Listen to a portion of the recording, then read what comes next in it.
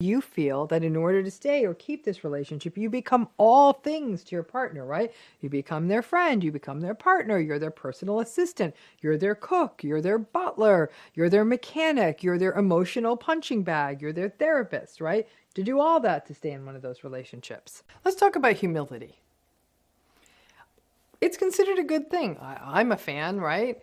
It implies being humble, to not drawing excessive attention to oneself or your accomplishments, to being a little self-effacing and being restrained in how you talk about yourself. Now, the dictionary definition is not as kind to the concept of humility as I am. Now, some definitions call it a freedom from pride and arrogance. That's kind of good. But other definitions hold that it is someone putting a low value to one's importance, which I don't think is great. Now, humility is associated with some good stuff. People higher in humility have better relationships. They're more flexible. They're more open. There's less ego. It's sort of an opposite of narcissism trait, and it is often associated with agreeableness.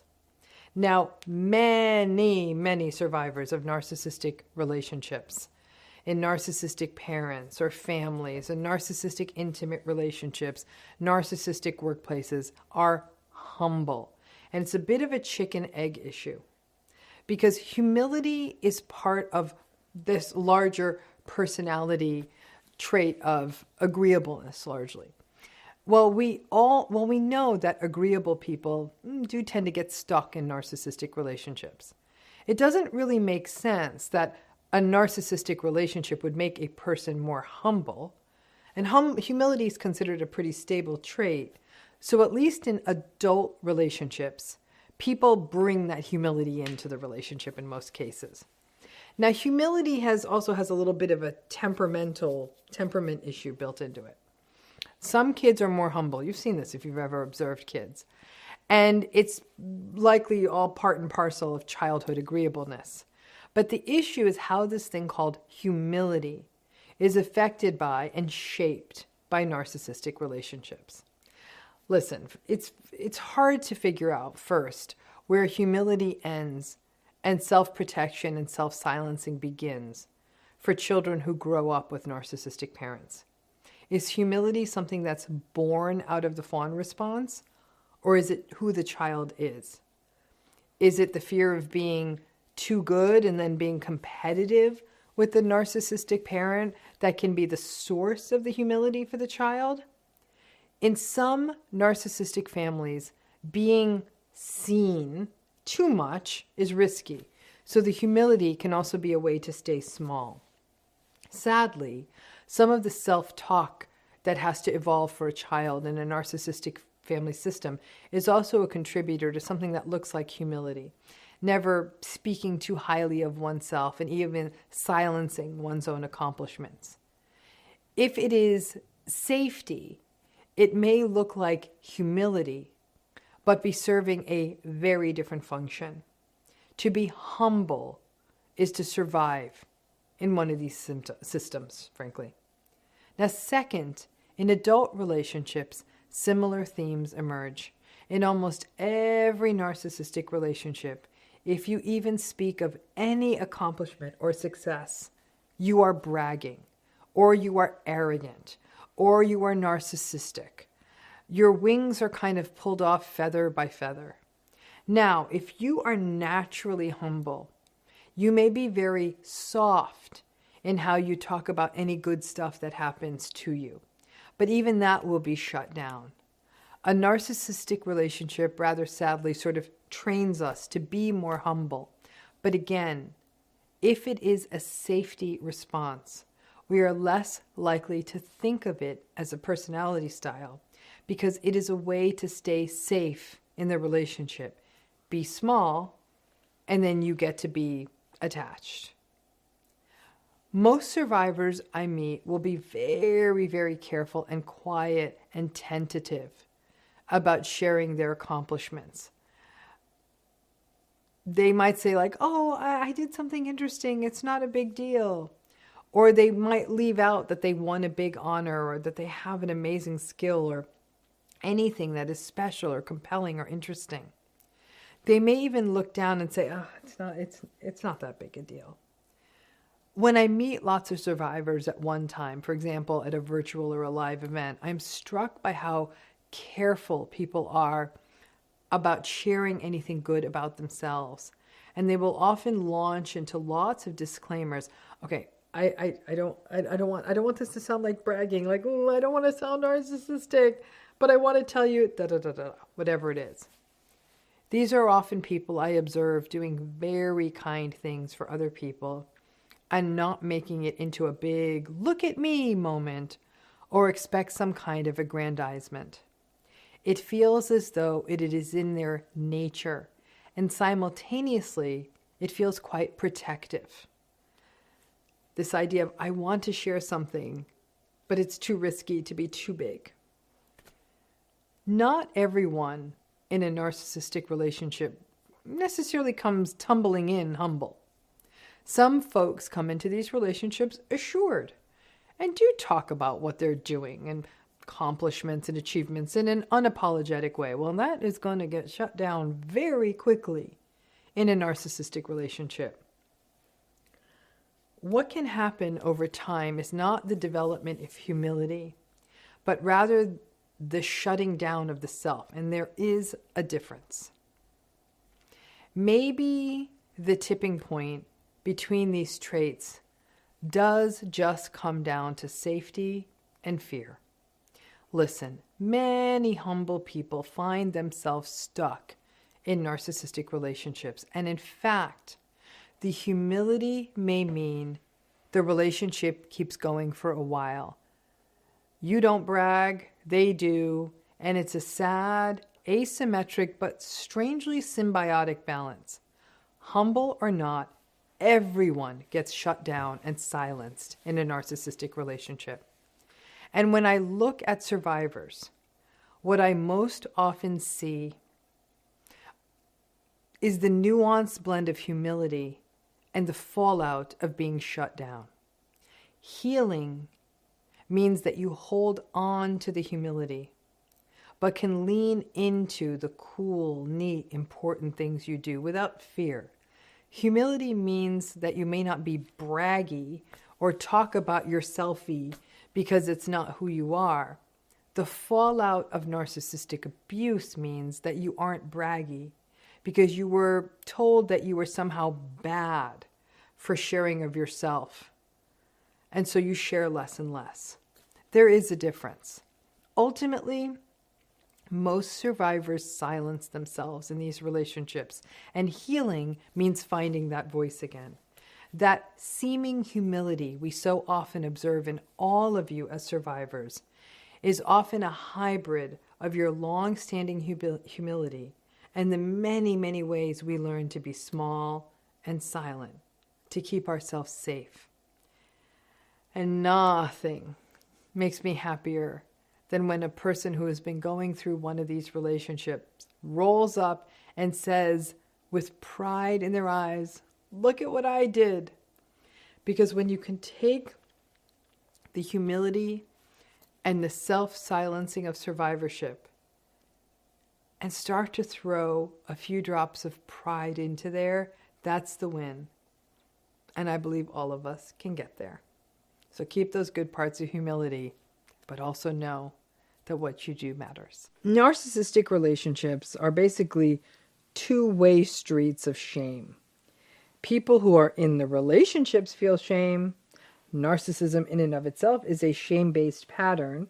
Their percolating sense of inadequacy that's all brewing under consciousness. And when it gets pinged, the shame gets activated. For example, someone might criticize them or they don't get a promotion or something, and they react with rage. Such fun, right?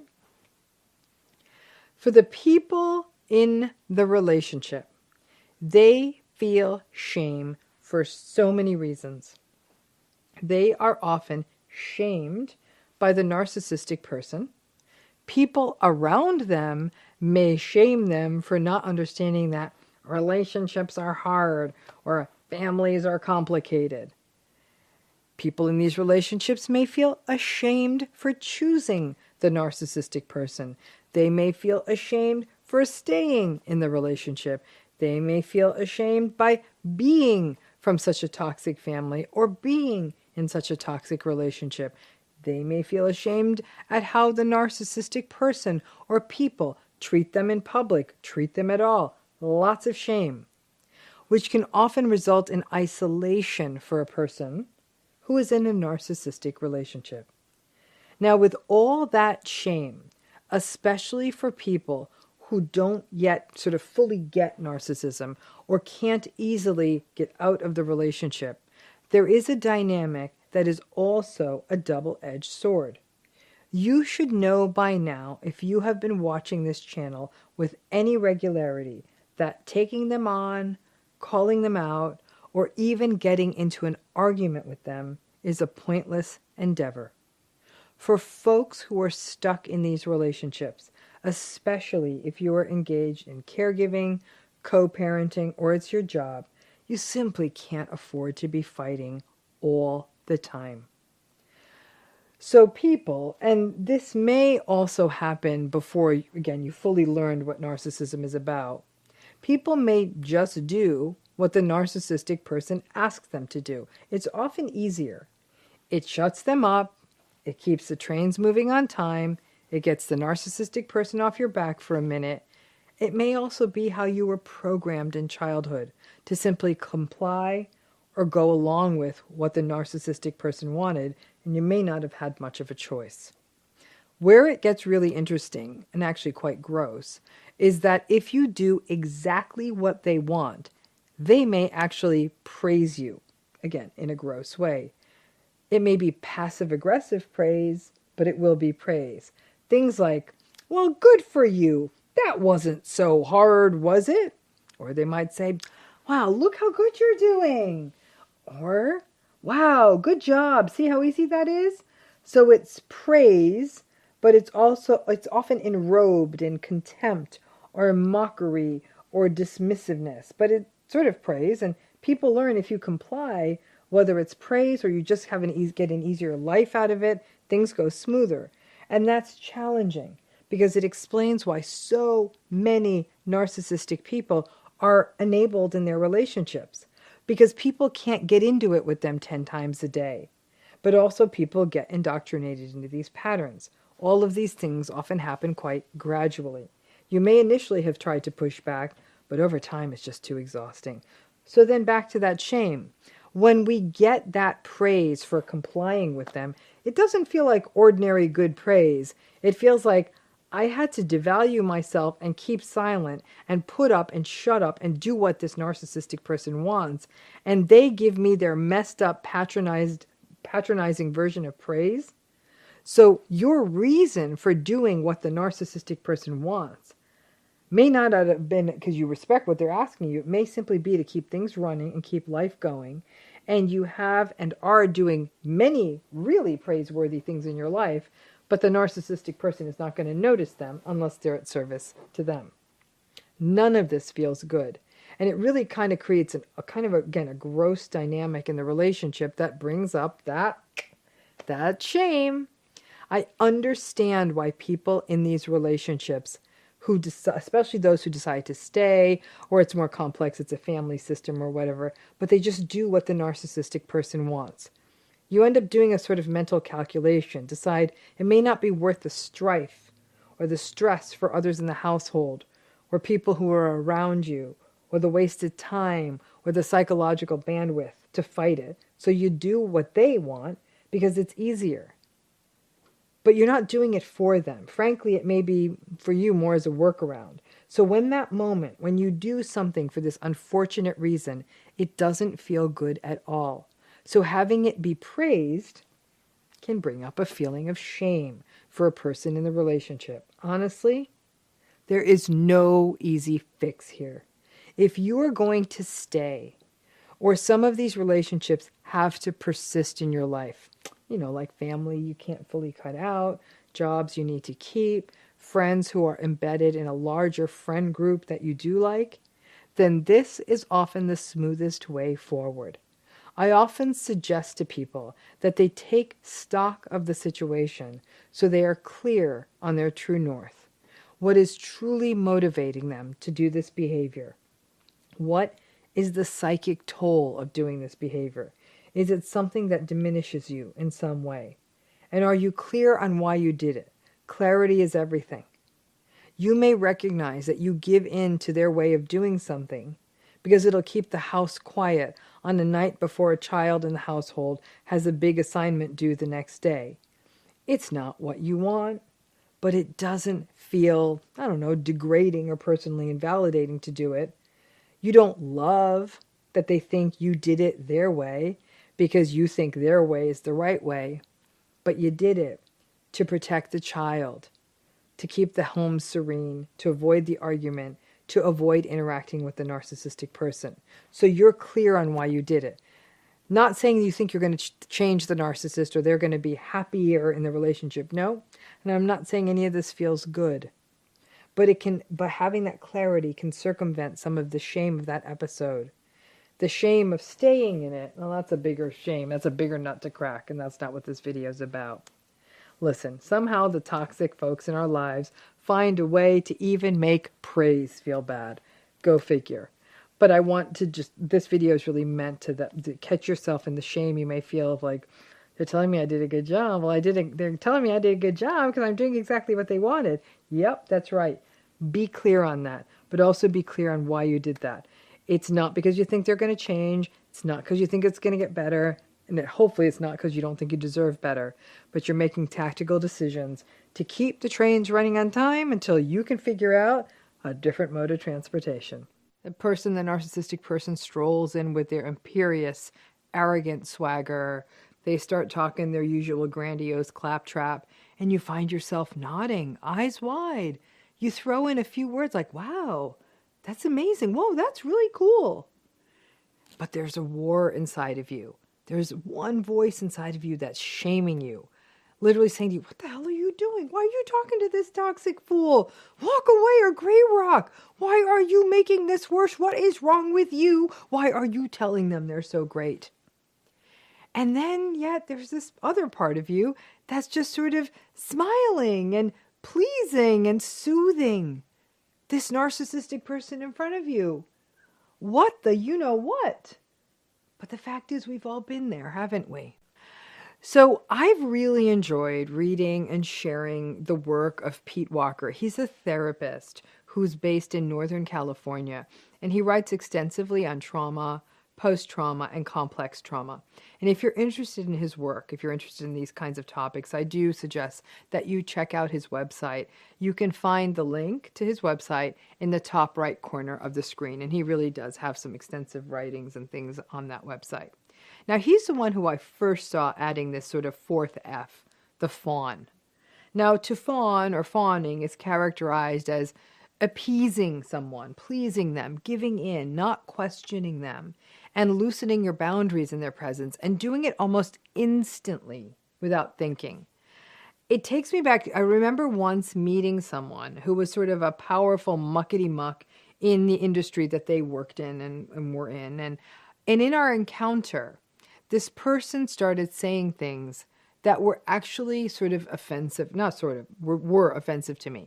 They were classist, they were elitist, and this person really was an ass.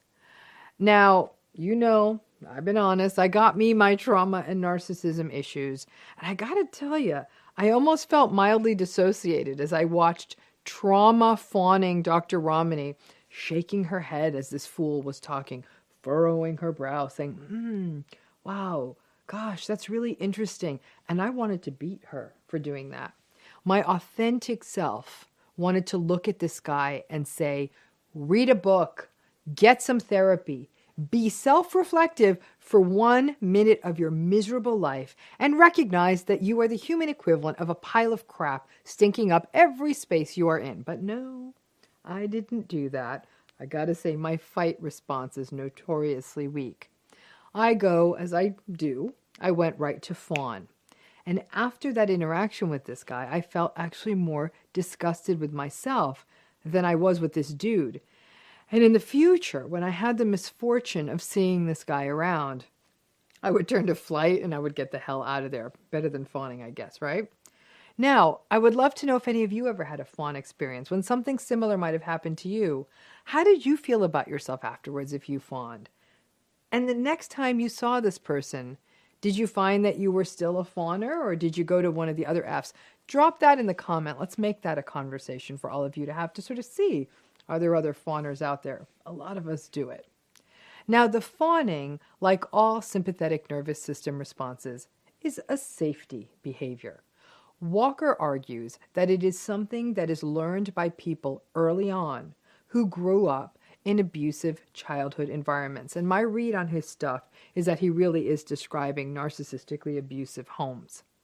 Now, think about it. A child can't really fight when they're going to get harmed. They can't really flight. They can barely freeze.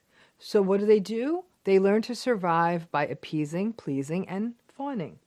He goes on to make the really strong argument that as a child grows up in one of these family systems, that he sees what so many of us observe in those who come from narcissistic family systems. The child often in these systems tries to grow up to be helpful, which is the ultimate fawn in one of these family systems. It doesn't even become a response. They're always trying to be helpful because it becomes a child's way of being safe. They'll do things like they'll do the chores, they'll get good grades, they'll abandon their own needs in favor of what they think their narcissistic parents want or need. And they avoid ever being a bother to their parents. Just like in an adult trauma-bonded relationship, where you feel that in order to stay or keep this relationship, you become all things to your partner, right? You become their friend, you become their partner, you're their personal assistant, you're their cook, you're their butler, you're their mechanic, you're their emotional punching bag, you're their therapist, right? To do all that to stay in one of those relationships. The same thing happens for the fawning child who takes on every role with the parent. They become the house cleaner, the personal assistant, the best friend, the therapist. They help with younger siblings. They prepare meals.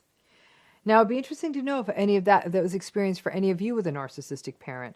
Please, again, drop that comment. How has fawning played out in your relationships?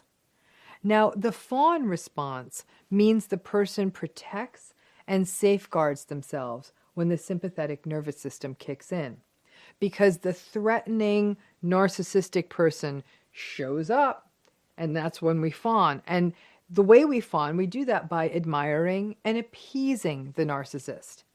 It even looks to the world, if somebody's watching sort of a whole fawning thing happen, it looks to the world that you're actually really interested in the other person. That's how convincing our fawn response is to other people.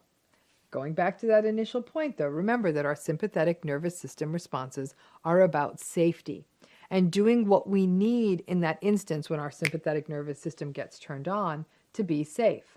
Fawning is no different. Now, I know some of you right now may be thinking, hey, Dr. Ramani, what's the difference between fawning and fluffing? Fluffing is intentional, and it's what we call agentic. It's a short-term strategy. It's something you're kind of in control of, you're aware of, and you're doing it actively to get something done. So, for example, you may be in a job with an atrocious narcissistic boss, and you need to get through a deadline, so you fluff. And you say things like, oh gosh, I'm so lucky to work with you. You are so smart. Oh my God, your experience in this area is amazing. I feel so lucky to be a part of this team. And then you fluff them, you get past the deadline without too much tyranny, and hopefully after that deadline you get transferred to a new division or find a new job. And if you're fluffing, you may find yourself disgusted at the whole situation and having to say these things each night when you go home from work. Fluffing really does take a toll on your authenticity, and it's really only good for short-term sprints or bursts. Nobody can do that in the long term. Now, fawning is involuntary and it's reflexive, like all sympathetic nervous system responses. You go there, or it happens when you feel threatened. And it tends to be a sympathetic nervous system response, like I said, that gets cultivated in childhood, when a child has narcissistic parents and the child is just trying to survive the nightmare of that kind of childhood. And just as a side note, those that don't fawn, the children who don't fawn, and instead They're the ones who may be the fighters or the flighters in a family system. Those are the kids that often turn to rebellion as their way of sort of managing the sympathetic nervous system of it all. And they may have greater risk of turning to drugs, alcohol, sexual acting out at school, instead of being the straight A dishwasher emptying model citizen child. And some people do both. They may start as perfect fawners and then later on do the fight flight kind of rebel thing. Now, the challenge as I see it is when people fawn in the presence of a toxic person or a narcissistic person, they end up getting angry at themselves. Afterwards, they will feel ashamed at themselves for not just walking away and not getting into the, you're so amazing. But remember, these fawn responses are ancient. They started in childhood, early childhood. So there's a little you that is just trying to stay safe. And sometimes when you can think of that child you may be less likely to get as angry at yourself and recognize that that little kid is just trying to protect themselves now and then. And ultimately, once you recognize that the sympathetic nervous system reaction is coming up in yourselves when you're in the face of a narcissist, and you recognize what you're up against, you hopefully learn to gracefully step away because there's no point in engaging. Now, don't get mad at your sympathetic nervous system. All you can do is consider it sort of your overprotective, overzealous security guard. But if you are a fawner, it's important to know that about yourself. Don't get upset at yourself. Recognize the function it served and serves. Don't blame yourself. Don't shame yourself. Recognize that you were not responsible for the invalidation that occurred during your childhood. Healing from narcissistic abuse starts with surviving. And you have to do that first if you're going to graduate to thriving. Why does loyalty matter so much to narcissistic people? If you really want to witness or face a narcissistic person's vindictiveness for the rest of your life, do something that would lead them to perceive you as being disloyal to them. Listen, everybody appreciates loyalty. I mean, loyalty is considered to be a good thing. The loyal friend who shows up for us or who stands up for us. The loyal family member who doesn't jump into the gossipy mess of a family group text and participates in other people putting us down. The loyal employer who rewards us for seeing the workplace through a difficult time. We really appreciate it when loyalty happens. We aren't always surprised when it doesn't, or probably shouldn't be surprised when it doesn't. And when someone is not loyal, well, healthy people will have a range of reactions to that. Healthy responses might be that you might trust that person less. Some of us may attempt to communicate with the disloyal person about our sense of betrayal or our loss of trust. Some of us may end the friendship or relationship depending on the nature of the disloyalty, or simply just fall out of touch and not really want anything much further to do with the disloyal person. Disloyalty can sting. Loyalty can reassure. People like dogs because they're perceived as loyal, right? And loyalty is messy when it comes to narcissistic relationships. You may have, in fact, been very loyal to a narcissistic person, stood by them, never betrayed them, continued to believe in them, maybe even defended them to other people. My guess is that they may not have always been loyal to you, and then throw in there the complications that come when you recognize that this relationship is unhealthy or even toxic, and you start to wonder if this person in your life might be narcissistic, then some people will say that they feel disloyal for even thinking that a family member or a friend or a partner or someone close to them is narcissistic. But let's go back to the narcissistic people themselves. What is up with narcissistic people and an almost obsession, a hypocritical obsession with loyalty. First, narcissistic people feel entitled to loyalty. They're all that, so people must be loyal to them. They sort of cast themselves as kings or emperors or gang bosses that require absolute loyalty in the story of their lives. And like I said, it's hypocritical loyalty because they don't give it to others. They don't take responsibility. Narcissistic people don't take responsibility for their own disloyalty, but I digress. Second, narcissistic people will often test your loyalty.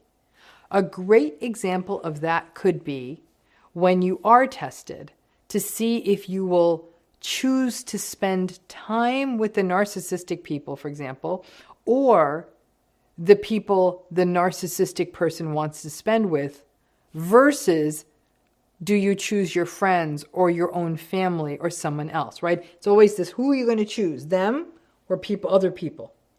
The narcissistic person will view this as a failed test, that you chose, for example, to go to a friend's birthday party instead of spending time with them at home, just doing the same old thing. Though they may pull a stunt like saying, oh, I feel sick, just before you were going to leave for your friend's birthday party, though they were feeling just fine a few hours ago when they went to the gym. And they're sort of testing you to see if you will stay home with them and give up the friend's birthday party. They are looking to see if you will choose them, and they will cast that as loyalty.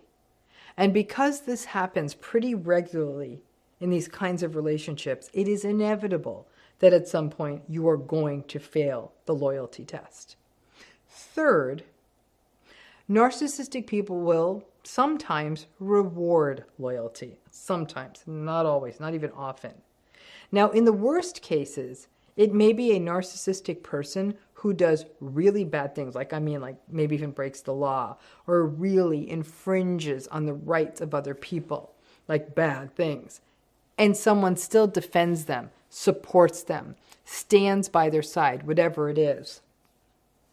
If someday that narcissistic person is no longer under scrutiny for the bad thing they did, or they get away with it, or whatever it is, and that narcissistic person even has some power again, that loyalty can really be rewarded. The narcissistic person may do favors for the other person, give them money, whatever it looks like. The corollary to this, though, folks, is that the narcissistic person will punish, and I mean punish the person who they perceive was not loyal, especially in these big ticket moments, like, again, running afoul of the law, especially something public. And I mean years later, you will still see that vindictiveness come out. I'm going to talk about more about that in a moment. For a narcissistic person, loyal is more important than honest. The narcissistic person would rather that people just enable them and stick by them, rather than give them honest and meaningful feedback. Some of this relates to the black and white nature of relationships for narcissistic people. You are either in or out, good or bad, loyal or disloyal. It means that families, workplaces, any places, including companies or even governments run by narcissistic people, are places of fear. Places where loyalty matters more than the health, safety, and well-being of the people in the system. Because narcissistic people always hold a disproportionate amount of power in any system that they are in, or they will fight, cheat, lie to have that power, get that power. Their obsession with loyalty is core to all the issues we see, including enabling, future faking, and triangulation. Many people have been told by a narcissist, stick with me, and I'll make sure you're taken care of. Sometimes the person who stuck with and was loyal to the narcissist ended up in jail or prison. And sometimes the person who stuck with and was loyal to the narcissist ended up being well rewarded and being given a lot of power. Some of this has to do with how the story goes. Life isn't fair, the world isn't fair, and it can be a real coin flip on whether the loyalty to a narcissist will pay off. I'm not sure it ever does. Ultimately, we do have to live with ourselves. And loyalty to a narcissistic person often means that you are watching, standing by while other people are getting hurt. And for any reason, if that narcissistic person perceives that you are not being loyal or were not loyal, it could be something as small as not defending them in an argument at a family barbecue. They will hold a grudge about it for a very long time. There will be sustained hell to pay. Depending on the severity of their narcissism or the level of the grudge, the vindictiveness may be as small as them giving you the silent treatment for a few months, which isn't that small, by the way. Silent treatment is really manipulative. Or on the other hand, on the other side, the sky is the limit in terms of what this can look like. It's smear campaigns, going after your money, filing a lawsuit against you, destroying your career, whatever they think will hurt you most. Narcissistic relationships are transactional, and the transaction tends to favor the narcissistic person. And part of this transaction is paid for in loyalty. However, it is a hypocrisy because the narcissistic person will never be loyal to you. By definition, narcissism is about opportunism, what works for them. And make no mistake, even if you are loyal to them, if it doesn't turn out the way they want, or they find bigger fish in the sea, all that loyalty you had for them could easily be paid back as abandonment and a loss to your reputation from other people in the world for choosing the wrong side. When it comes to loyalty and narcissism, none of it is fair. Let's talk about what happened to your needs when you were in a narcissistic relationship. Where did they go? What happened to them? And how do you get them met now? The needless person. I wrote these words down after I had done one of the many podcast interviews I've been doing for this book, right?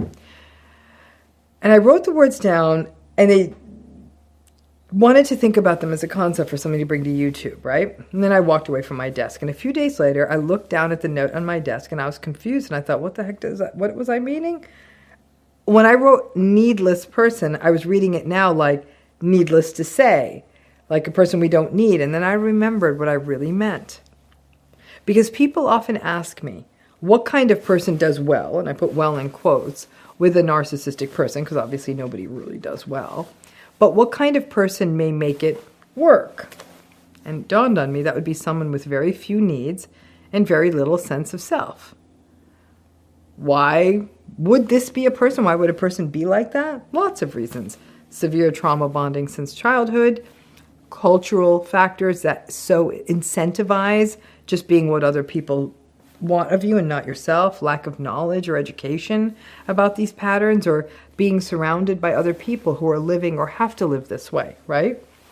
So let's talk about this needless person, because this is literally what the narcissistic person really wants, though they would never articulate it that way, right? The needless person never articulates any needs, and they always put whatever needs they have second. And they've been indoctrinated into believing that not needing and giving in and taking care of others is virtuous or good, or they've learned that to be needless is the only way to survive. To have no needs and become needless could be a form of trauma response. Become what the other person wants, and then you are safe, connected, and attached. It's horrifying and it's tragic.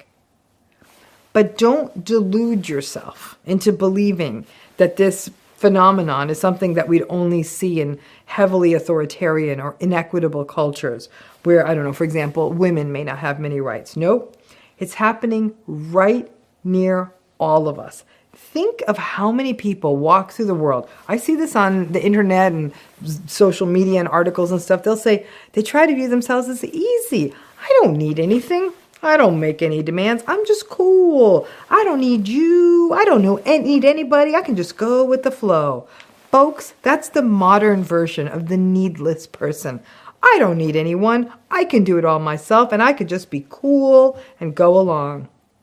Where it has been culturally twisted, though, is that we view this as being someone who's flexible, easygoing, modern, adaptable, basically have no needs, and you're a catch because you're so amenable.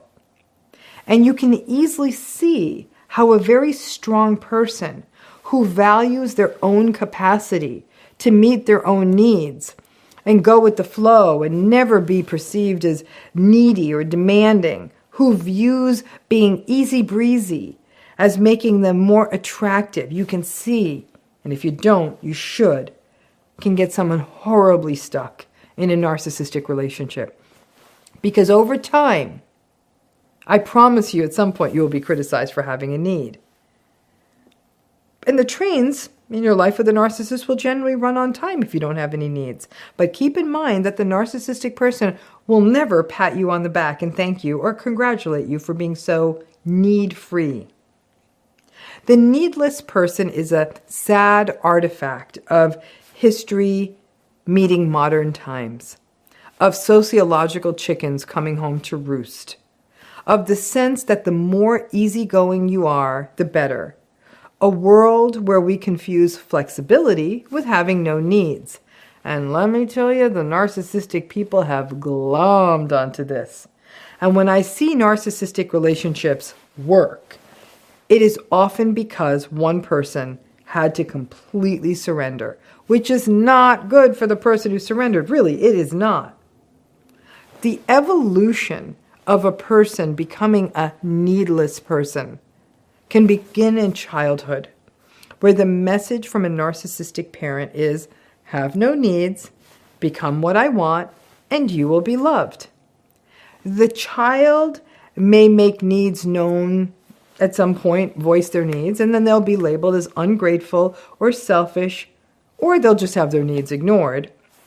And the child, who's needing to be attached or connected, slowly gives up on their needs and either figures things out themselves or collapses into helplessness.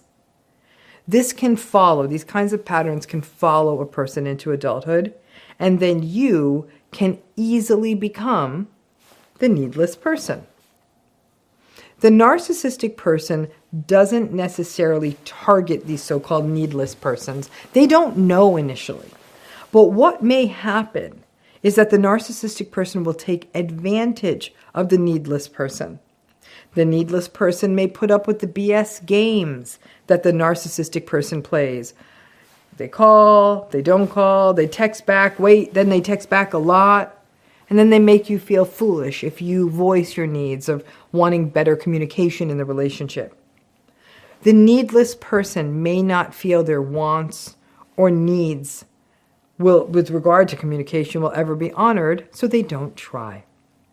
And the ground game quickly becomes what works for the narcissistic person in the relationship. Over time, the needless person is more likely to get stuck in one of these relationships because the dynamics of the relationship may simply go unquestioned. People who remain needless are at risk. They're at risk for not caring properly for themselves or advocating for themselves at a crucial time, like during a health crisis. We did a workshop in our healing program recently, and the number of people who were sharing that they've developed autoimmune conditions as a result or because of or while they were in narcissistic relationships is staggering. That sort of chronic, unrelenting stress and the absence of any of your needs ever being met. You may think that you're just being easy breezy, but all of that accumulates physiologically and hurts you. And you're at risk for missing out on meaningful opportunities in your life in terms of education, career, family, and just the stuff of life when you are needless. And most pointedly, you may not be able to discover and explore what happens to you when you're needless. The needless person is forever stuck in this subjugated web of service to the narcissistic person or the narcissistic system. But the needless person is still put out there as an ideal, perfect for rhetoric around how all relationships are sacrifice and difficult, that parenting is meant to be a one-way street of giving yourself up for your children for their entire lives, that we're supposed to work all the time without breaks or vacations. Compromise and sacrifice in relationships is not a bad thing per se. It is part of the equation of balance, but it only makes sense if it's being met and supported. That there's a reciprocity and mutuality, and you feel like you're being seen, heard, valued, and being actually allowed to be your true self. Frankly, under those conditions, if you're sacrificing, it doesn't feel like sacrifice. And a healthy partner or family or even a workplace will recognize if someone is not exerting their needs and check in on that and make sure that the person's okay. But if you are in a long-term or have been in a long-term narcissistic relationship, being needless sort of sadly, if you will, worked while it took a toll on you. I have to tell you, I remember as a child thinking that being ideal meant that you simply went along with everyone else. You caused no friction, and you were easy and flexible and always enthusiastic about what other people wanted. But I was never taught the other half. That in a healthy relationship, two people or a group of people go along with each other, listen to each other's needs, meet each other halfway or at least part of the way. Needless to say, none of us should be needless. Healing means figuring out what yours are. From the kind of time to space to meaningful activities to needing a snack to the thermostat setting to what temperature you want your water that you drink to be to how you hope to communicate to how you feel safe. Know these things and find spaces where you can express them. When you recognize there's folks in your world who shut you down, grieve that and then learn from that. Grief is not just a process, but it is also a mighty teacher. Sadly, we think that the counterweight to need less is needy, which implies desperate, sad, pathetic, right? The counterweight to needless is actually self-aware and self-compassionate. No human being should ever exist solely in the service of another. All of us have a basic human right to our true selves. The narcissistic people don't want to give you that, so don't go looking for it there. Find your safe spaces, even if initially they are with yourself, and let yourself need and know what you need. It may also make you less vulnerable and more discerning in narcissistic and in other toxic relationships. Thanks again.